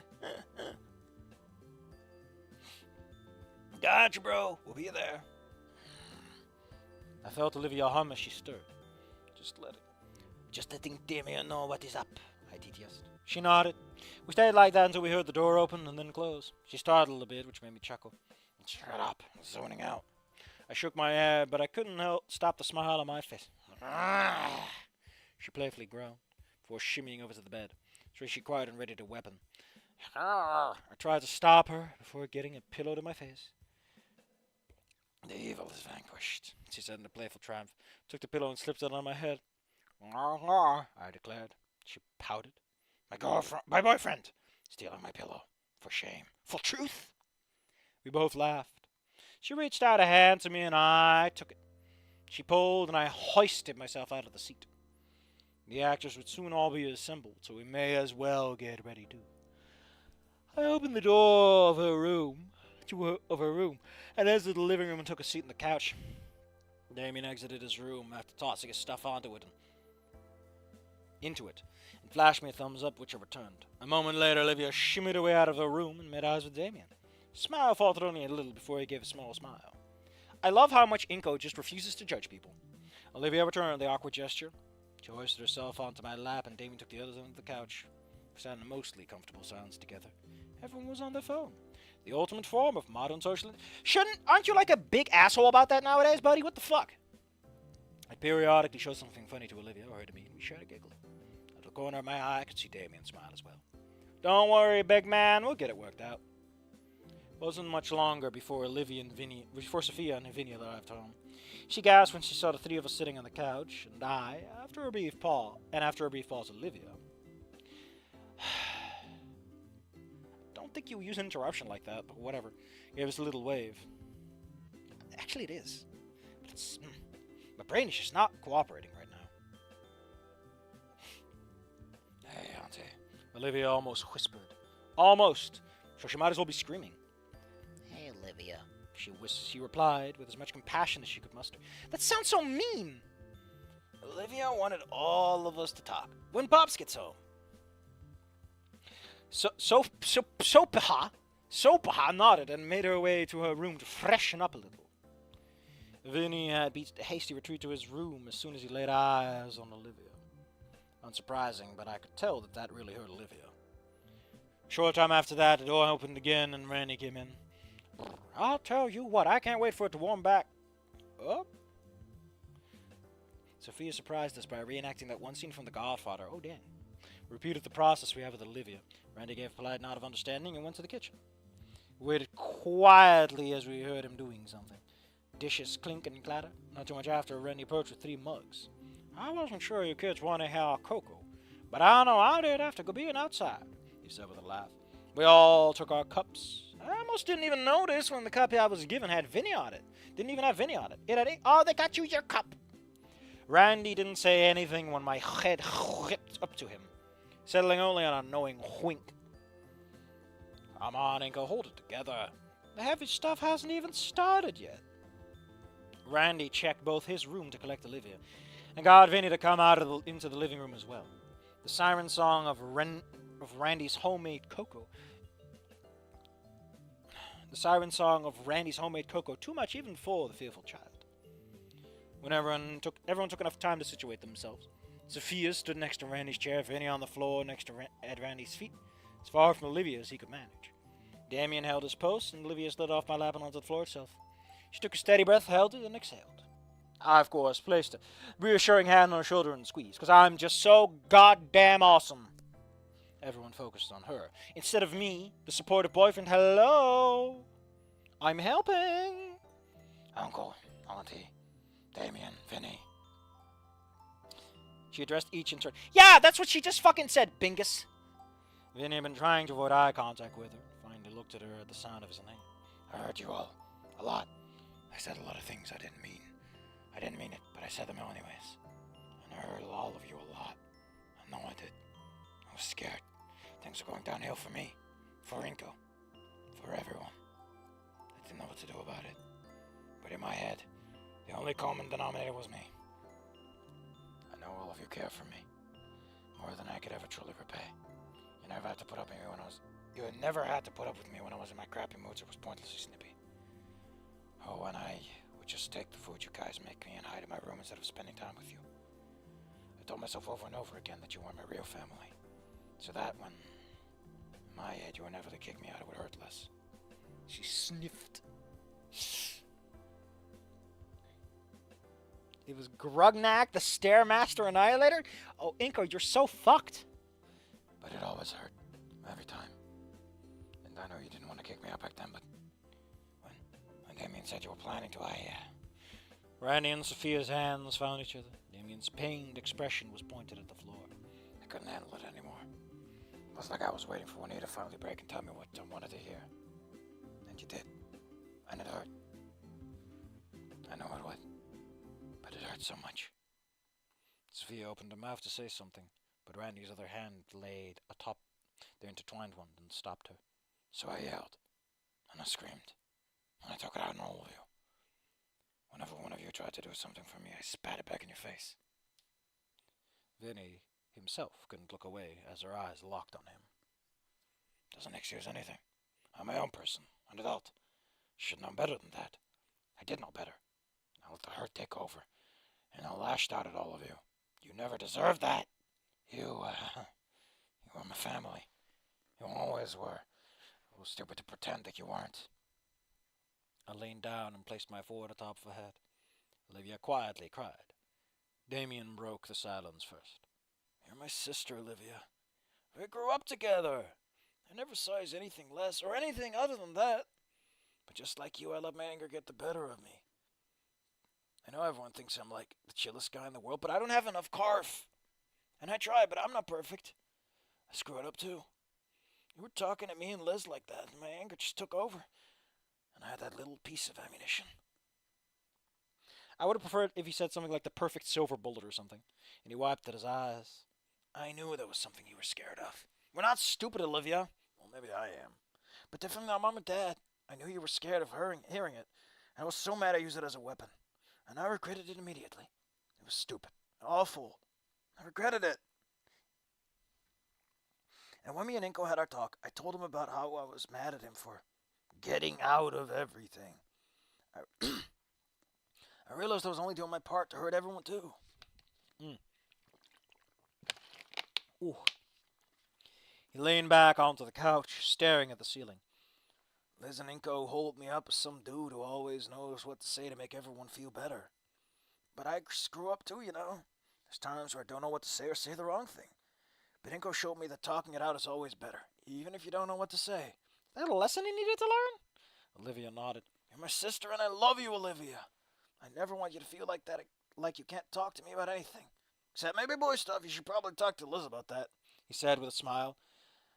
Damien, you have to get out of the closet, man, and talk boy stuff with her already. But come on, how am I supposed to explain this to Liz? Liz is a trans woman. She'll think I'm a chaser. Oh, God. Oh, fuck. Oh, that's a good one, though. That is a good one, though.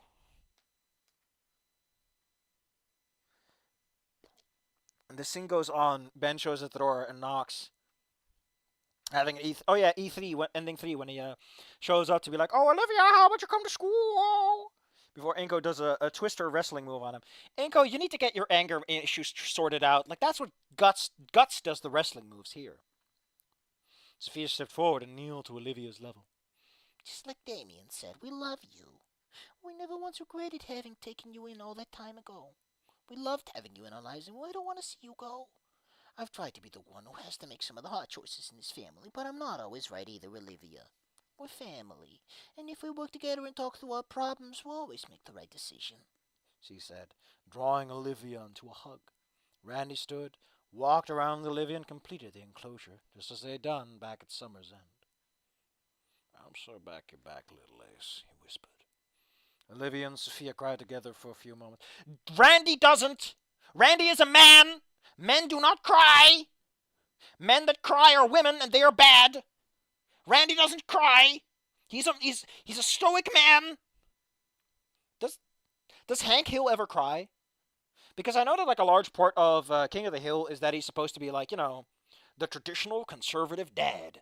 But he's supposed to be more human than that. You know, he's supposed to be the stereotype, but sort of deconstructed into an actual human being. Does Hank Hill ever cry?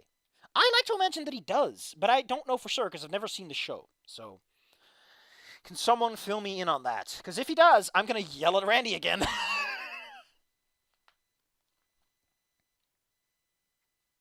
Start spinning your head? Oh, that's terrible. That's terrible. My head, it's been spun. What is a boy to do? Bailiff. Bailiff, remove his man card and Kroger membership?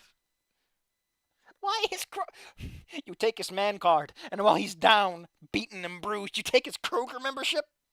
Hank did cry a couple of times. Like in the episode with That's My Purse, I Don't Know You. Hey, if Hank's willing to cry and like fucking again, you know, men cry. If they don't, they become terrible people. The tears are the poisons of emotions leaving our body. That sounds fucking sappy as all hell. But I do want to say that if you hold back crying, like, it just feels like shit. It feels like shit. It's the worst. Even I am poisoned by the idea that it is bad to cry. But like our good friend from Shadow Warrior says, it is natural to die. Thus, by extension of how rhyming works, it is natural to cry. As I fire a nuke.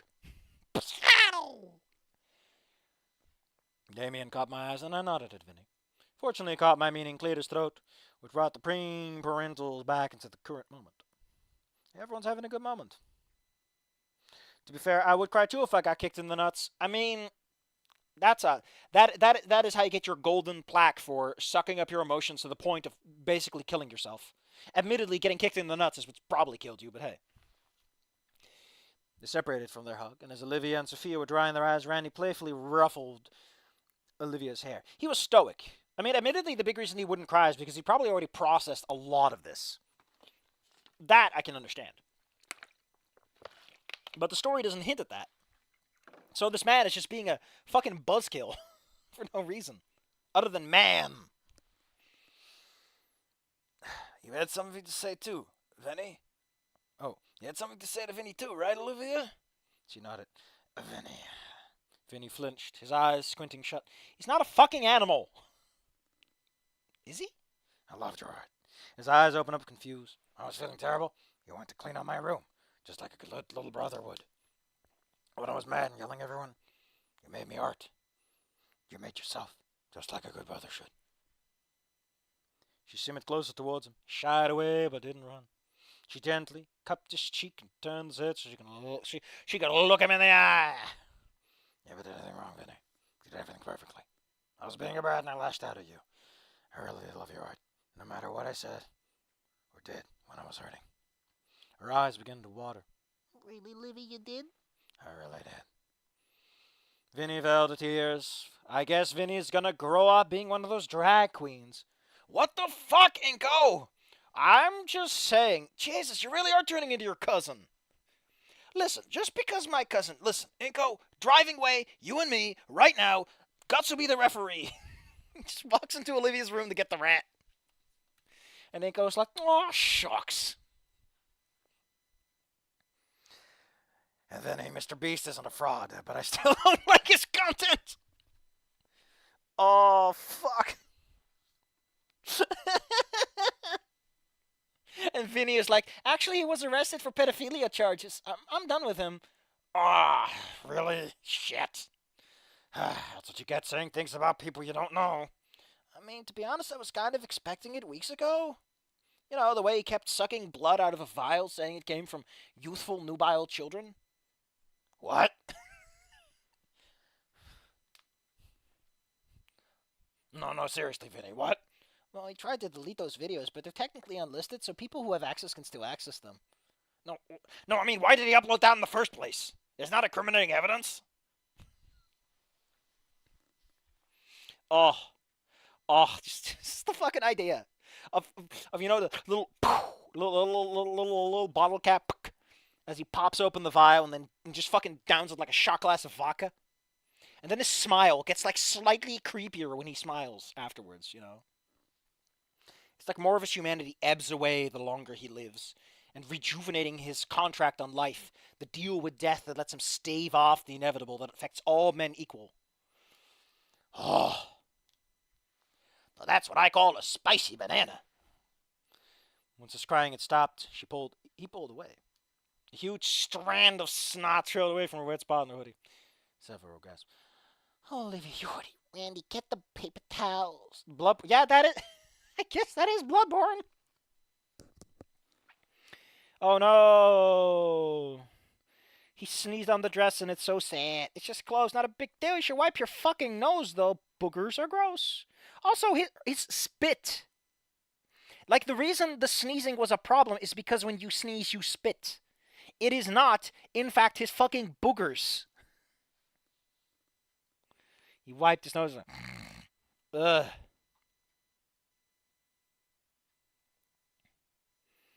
What the hell? Tell me if you feel sad again. I definitely will. You're my little brother, after all. I do one request, though. Yeah? Want to help me make some macaroni art? We got her plus the one I messed up, though, right? Macaroni is a very limited art medium, Olivia. I don't think Yatacon would approve. Damien flashed the two of us the widest grin he could manage, with a double thumbs up for maximum Dilo approval. That's when Damien revealed he actually has a secret third thumb, just for that little extra on top. Olivia smiled and turned back to me, and fired off that summer day sun smile of hers. So happy to return it. God damn! I love her. And there we go. What the fuck was this chapter? Mr. Beastborn eat umbilical cord god life. What was this fucking chapter? Let's take another fucking inventory, right, of what this chapter is thematically. Okay. So, at first, Inco is super horny, and his parents are like, "Oh man, Olivia's a cute kid." And then, just so that he can have a scene with Mia, he doesn't go with his parents over, and it's like, "Oh boy, oh no, Mia shows up. Mia, I'm going to have my dad shoot you with a gun." And then they meet, and then Mia's like, "Actually, I respect you. You're a cool guy, Skinny." And then it's like Ben talks to Sophia, to Olivia. No, first we have that scene with Ferris for very briefly for some reason. Then we have Damien. Then we have Olivia. And then Olivia's like, "I gotta talk to Ben." And then she talks to Ben, and then Ben shows up, and Ben's like, "What? You threatened to shoot her? What?" And then after that, oh, Jesus, it's such a weird fucking scene. It is tying up loose ends, but it's also kind of introducing some new ones because we did not need to resolve. Mia and Ben are not topics that needed to be resolved. Right? The last thing that needed to happen at this fucking moment is that we solve the pains, but we got all this side stuff instead. It's so weird. It's so mixed in terms of what it's. Oof. We are aware that many user icons are not being displayed. Apparently, Archive of our own is having some slight issues. Oh, there we go. I see it, yeah. So yeah, we'll see next time. The last chapter, we're gonna miss it. We're gonna fucking miss it. But you know, we'll do it tomorrow. Tomorrow we'll finish it up. But for now, I'm just gonna say, you know what? This was fine, I guess. I had a lot to say, but I think that overall it's fine. Like I said. After this, as mentioned, next week is going to be Promise of a Lifetime. I read through all of it, except the last two chapters, because I was like, wow, why do you have this much time dedicated to shit I don't care about? Your main plot's been resolved. So fucking clean. Why are we talking about this? But that's just me. You know. Like, that's what your denouement is for. In the denouement, you resolve things. That's like the problem I have. Whatever. At least it's not something to nothing, which, by the way, in case you forgot, uploads its sequel in its... You know what? Instead of me getting angry, I'm just going to leave you off with this. Come back tomorrow. We'll finish off Inco Noted. We'll have a good time, because Inco Noted was not spectacular, but it certainly was competent. And you know what? After nothing to something, I sure needed something that was at the bare minimum just competent.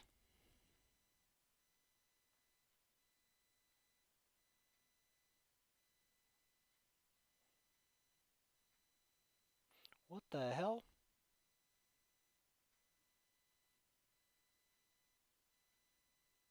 Zoomer broccoli cut. What do you call these kind of YouTubers? Beast likes? What the hell is going on in this conversation?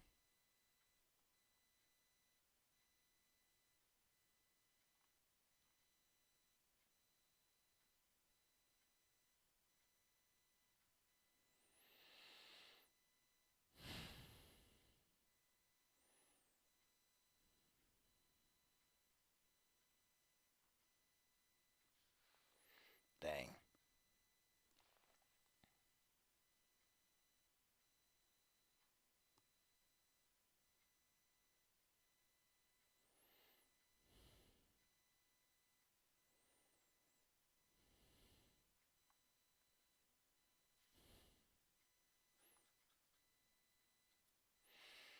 How confusing. How confusing.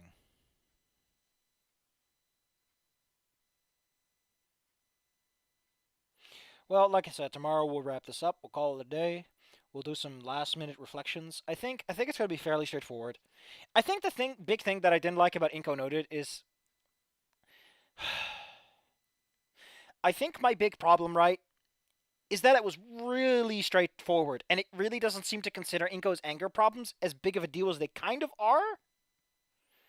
But outside of that, my problem is that it's just everything goes all right, I guess. There are no major hiccups. There are no major problems. Inco doesn't really learn anything. He just kind of goes, I'm going to be a good person now, and he's a good person. But we'll get to that tomorrow. But for now, I'm just going to say what I say. I'm going to say what I said. I think after Nothing to Something, it has the benefit of being a coherent, straightforward plot. But on the other hand, I've been writing about aliens and magic stuff for a while now, and I just aren't uploading them because I'm terrified of their feedback. That's great. That's just fucking great. And all I can say is, where's my spectacular twists, my proper turnarounds, my big dramatic everything goes to shit? Like, I get it. Ending 1 is part of that. I get it, right? Ending 1 is the big twist. But come on. Come on. Come on. There's a berserk golden age, but Snoot with the fan, kids. You know, you want to know? If someone fucking tempts me, okay? If someone fucking tempts me, I would write Attack on Titan with these fuckers. Mostly because I think the omnidirectional gear is kind of neat. That's it. That's just like with Near Olivia. That's my entire motivation. All this effort just because I like one gizmo. Ugh. I'm tired. Today sucked. It was cold. It was frozen to the ground. Save your links for tomorrow. Dave. I do like Arthur Kitten Boywife's comment. And here I thought a good wad had to have 5,000 revenants occupy the same postal code. Yeah. Man, it's I guess lately has been. Oh, the senator I know. The senator, I've played the video game, right? And I've looked up some stuff, and early on, it's fairly cohesive. And then at some point, it's like, the Titans are like this. And I'm like, okay, I can kind of get behind that. That's kind of neat. And then, it's like, because of the world, the Titans are a prison island. And I'm like, okay, what? What are you doing? You're a prison island. You're a prison island. People are sent here and turned into Titans as a prison punishment, and you set up a... And you're going to... I'm sorry, you're going to kill how many? You're going to summon a what? I don't know, man. I don't know. I mean, to be honest, a lot of that tends to happen. Like, it kind of happened with the new verse, right? Like, the new verse is properly deep broiled now. Like, what's going to come out of that is probably alright. But if you're just doing everything spur of the moment, which a lot of manga tends to be because they're under high pressure, you know, that's just what happens. I want to yell at some people, but other than that... Who's this fox? What is he yoinking? Oh no, he's stealing this man's frozen beef! He's very angry that he didn't manage to steal it. Do not let a fox steal your frozen beef. Also, time loop bullshitium? Hold up. Hold up. What? Time loop? Time loop? I don't... I gotta be honest. What? Of everything I found, time loop I did not know of. You know, I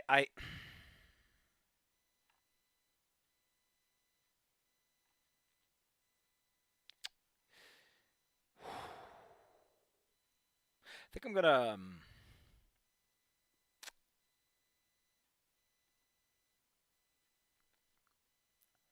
I don't even know. You know? Fox needs to pay the snuggle tax before he gets my beefaroni. Hell yeah. Yeah, I think... I think I'll see you tomorrow. Time loop? How?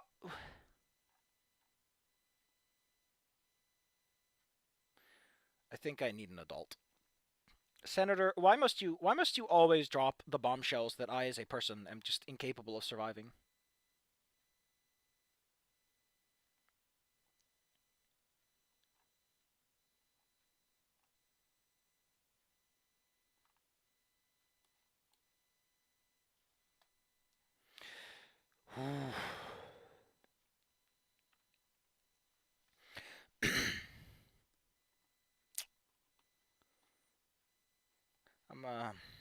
What am I gonna do with the rest of my night? I think I'm just gonna grab a towel and dab my forehead, going, whoa, whoa,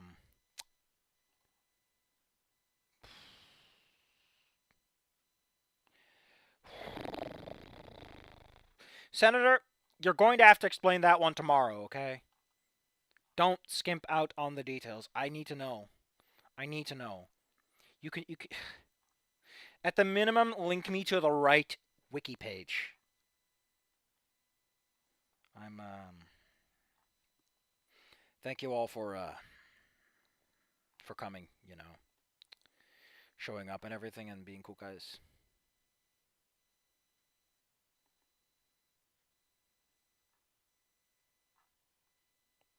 But yeah, Inco noted, almost done. It was all right. I didn't completely. I mean, I think I lost my mind a little bit, you know, but it was never that bad. But we'll get to the full reflection tomorrow. We'll probably start a little earlier so we got the time to wiggle my tushy all over the place and we don't have to rush through the text as much. But you know. I'm wetting my lips. Just so that everyone who's watching this recording is super fucking annoyed. I'm too lazy to fantasize, but I shall give AI material for a diagnosis anyway.